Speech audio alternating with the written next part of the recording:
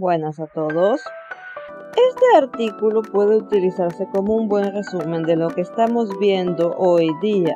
¿Por qué la mediocre de Claudine Gay llegó a la presidencia de Harvard? Y sí, la primera parte del título es interesante y tiene su razón, pero ya la veremos más adelante. Los investigadores que vamos a mencionar, Helen y James, consideran que ella pertenece a una casta universitaria forjada en un activismo académico destructivo y analizan esto en lo que llaman teorías cínicas, algo bastante interesante. Steven Peck, psicólogo, demostró en Racionalidad que en la universidad prima el sesgo ideológico más que la razón y la ciencia. Esto es demoledor en humanidades y ciencias sociales, donde funcionan los códigos de tribu, la ideología militante y el empeño en una función social transformadora, que a la postre acaba opacando el sentido de la profesión y asfixiando la investigación y el progreso cultural. Todo esto es correcto y es lo que estamos viviendo actualmente en unos países de peor manera que otros. Recuerden que ella dimitió, no fue expulsada y seguirá siendo docente en la institución. Hace como un mes fue interrogada en comisión parlamentaria por antisemitismo. Ante la pregunta de si la petición de un genocidio judío viola el código ético de Harvard, ojo a su respuesta: depende del contexto. Esta barbaridad generó un escándalo. Los conservadores estudiaron su obra y encontraron plagio en su tesis doctoral, en varios de sus trabajos. Finalmente dimitió. Politóloga, pertenece a esa casta universitaria forjada en el posmodernismo y en la teoría crítica, empeñada en la reivindicación racial y de género. Su tarea no es la ciencia, sino destruir lo existente para preparar el camino a la transformación. Por eso, cuando dijo depende del contexto, se refería a que la ética o el hecho contrastado y empírico solo son perspectivas subjetivas, maleables según la interpretación de quien lo oiga o vea. Esta negación de la verdad es el cinismo que está destruyendo nuestras culturas, y se debe a que son futuristas. La palabra clave en ese proceso de degradación es posmodernismo. Consiste en destruir la historia, la ciencia y la razón porque se consideran instrumentos de dominación. En su lugar se prioriza el desagravio a los colectivos identitarios considerados oprimidos, mujeres, no blancos, LGBT o los que tienen alguna peculiaridad física como la obesidad. La obesidad no es una peculiaridad física. Las pecas o las manchas en la piel, sí. El propósito es la justicia social, de ahí que se presenten como reivindicativos y condenen a los que no coinciden con su labor evangelizadora. Su arma es el lenguaje, la creación de palabras nuevas y el destierro de otras consideradas opresoras. Esto pasa por destruir los valores clásicos, la educación tradicional, las costumbres, la cultura y la exclusión de quienes no comulgan con el posmodernismo. A esto lo llaman progresista, que como sabemos de progreso no tiene nada. La retórica de la farsa. Esa mentalidad surgió hace décadas y tuvo una vuelta de tuerca a principios del siglo XXI. Nada moderno este asunto, cuando pasó de la universidad al activismo callejero y la política, lo que ha llevado a la imposición de obligaciones morales en la investigación, como por ejemplo la perspectiva de género, aunque no venga al caso, o la priorización en el estudio de los oprimidos por razón de su sexo, raza, clase y demás. Sobre todo si hay interseccionalidad, es decir, la combinación de varias opresiones. Por eso siempre hay alguien más oprimido. Cualquiera que esté en la universidad sabe de qué estoy hablando. Los autores analizan este fenómeno en teorías cínicas con el subtítulo "Cómo el activismo académico hizo que todo girara en torno a la raza, el género, la identidad y por qué esto nos perjudica a todos". Los dos autores comenzaron sus andaduras con el siguiente artículo: esto es una parodia. El pene conceptual como constructo social, publicado en una revista supuestamente científica, Conger Social Science.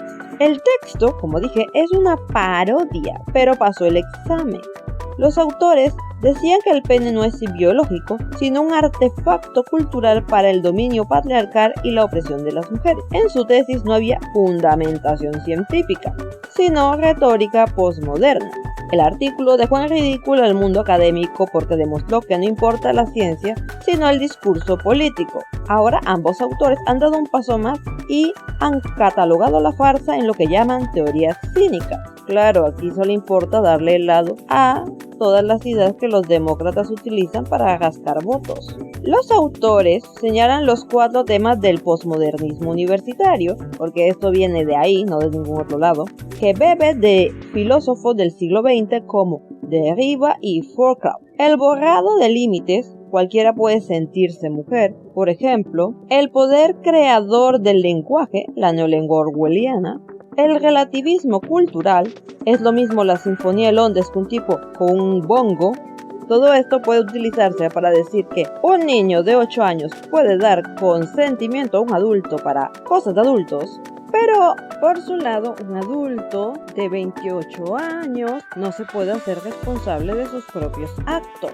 Y la negación del individualismo en beneficio de los colectivos identitarios oprimidos y victimizados. A partir de aquí analizan 4 teorías cínicas que vamos a ilustrar con ejemplos. La postcolonialista, que es básicamente la leyenda negra, rebajarla a la civilización occidental, culpabilizándola de absolutamente todo, en este caso digamos España, decir que la alfabetización y la medicina tradicional son imperialistas. Ya saben cómo ahora quieren que España se disculpe por cosas de hace siglos.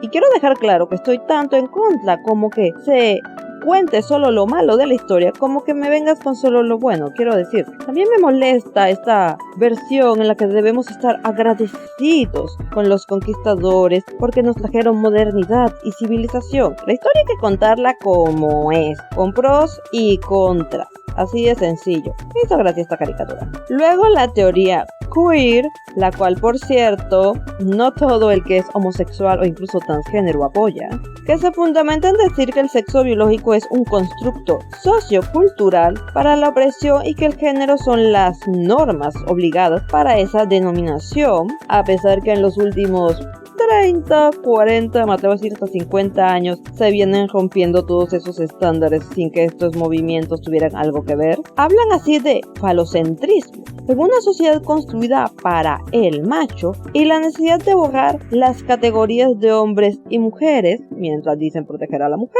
como ha hecho el Ministerio de España y se está planeando en otros países. Esto es insultante para los que sienten según su biología, porque les priva de identidad, dicen los autores, o para los que no hacen de su sexualidad un problema político, porque no lo es, no con nuestras leyes.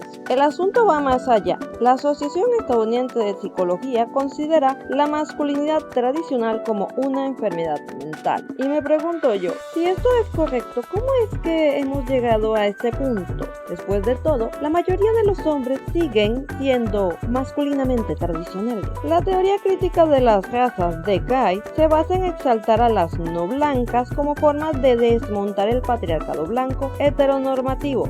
Su cultura y su historia son mejores que la blanca, y si no han sobresalido más ha sido por la opresión racial. Entonces, ¿por qué me estás haciendo cuentos europeos con gente negra en lugar de contarme historias negras? Que es lo que tendría más sentido. ¿Cómo se muestra que uno no es racista? Pues nombrando rectora de Harvard a una mujer negra postmodernista sin verificar su currículum como Guy. Por cierto, se victimizó al decir que la criticaba no por plagiar ni relativizar la petición de un genocidio judío, sino por ser negra y mujer. ¿Se puede notar más la hipocresía de esta gente? A mí me parece que no. Lo mismo con la obesidad mórbida, defendida como contraposición de la opresión fascista del cuerpo perfecto. Esta teoría es proclive a la interseccionalidad con la discriminación de las mujeres, llamado feminismo gordo. Un ejemplo es Ángela Rodríguez, exministra de Igualdad, quien siempre dijo que la criticaban era por feminista, gorda y bisexual y no por todas las burradas que se la pasa diciendo. Y luego ves a muchas de estas queriendo a un tipo de gimnasio. Por ejemplo, aquí menciona que a las gordas también nos agreden